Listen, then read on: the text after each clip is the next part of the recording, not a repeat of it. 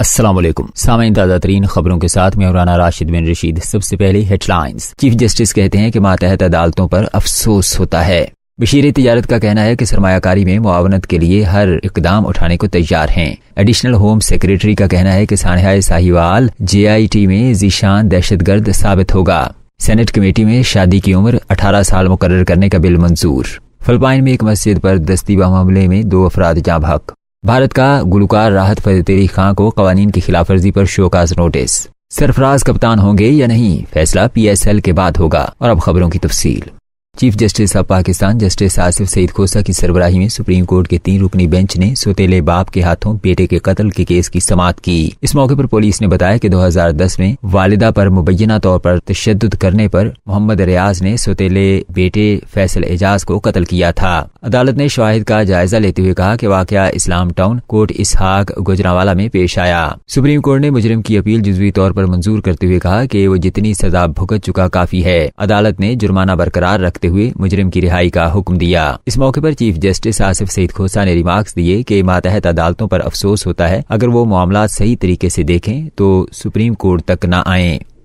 Additional home secretary Punjab Fazeel Asghar نے senate committee کو briefing دیتے ہوئے کہا کہ سانحہ ساہیوال کی JIT رپورٹ میں ذیشان دہشت گرد ثابت ہوگا اور باقی لوگوں کو بے گناہ قرار دیا جائے گا۔ ان کا کہنا تھا کہ آپریشن کے کنڈکٹ کو غلط قرار دیا جائے گا جبکہ آپریشن کے ذمہ داروں کے خلاف کارروائی تجویز کی جائے گی۔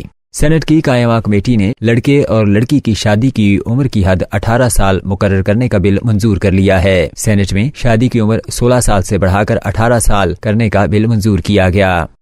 فلپائن کی ایک مسجد میں دستی بم حملے کے نتیجے میں 2 افراد جاں بحق ہو گئے جبکہ 4 افراد زخمی ہوئے۔ زخمی افراد کو طبی امداد دی گئی۔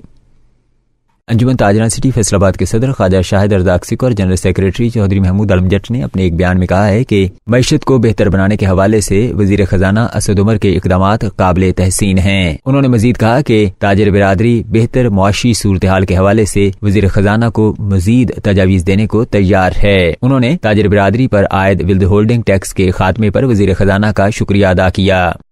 پولیس نے 6 افراد کو گرفتار کر کے ان کے قبضے سے درجنوں پتنگیں اور چرخیاں برآمد کر لیں اور ان کے خلاف مقدمات درج کر لیے۔ چیئرمین مرکزی علماء کونسل صاحبزادہ زاہد محمود قاسمی نے کہا ہے کہ مرکزی علماء کونسل ملک میں قیام امن کے لیے کوشاں ہے۔